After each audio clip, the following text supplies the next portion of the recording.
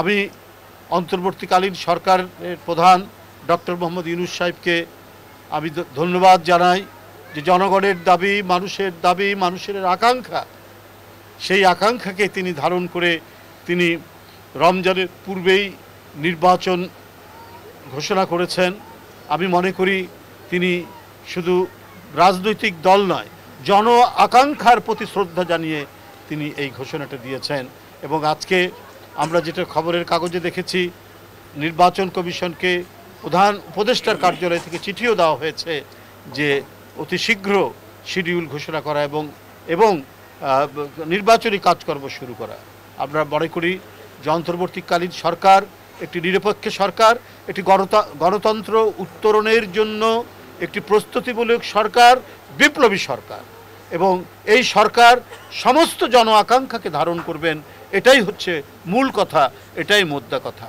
সেই কাজটি তিনি এখানে করেছেন, আমরা তার প্রতি শ্রদ্ধা জ্ঞাপন করছি এবং আমরা আশা করি এদেশের মানুষ অনেক দিন, প্রায় 16-17 বছর একটা অবাধ সুষ্ঠু নির্বাচনে যে ভোট দেবে, সেই ভোট তারা দিতে পারেনি। আজকে যাদের বয়স 30-32 বছর, তারাও ভোট দিতে পারেনি প্রায় 16 বছর। শাইনি চুলে এখন হবে সব হেয়ারস্টাইল। সিল্কোর দ্বিগুণ শাইনি চুল প্রতিদিন।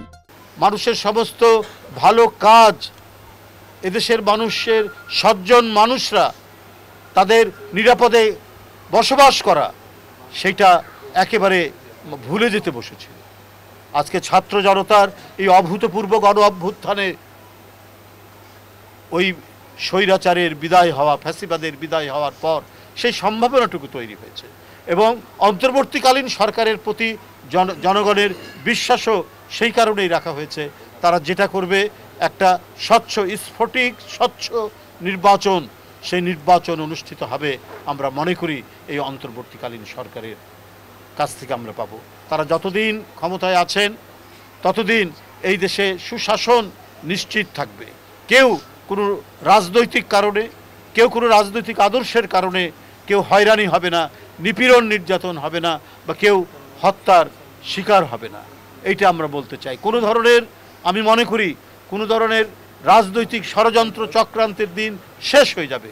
যত বেশি আমরা জবাবদিহিতামূলক কর্মকাণ্ড করতে পারবো, জবাবদিহিতামূলক সরকার হবে, ততই ষড়যন্ত্র অপসৃয়মান হবে, ততই স্বচ্ছতা বাড়বে।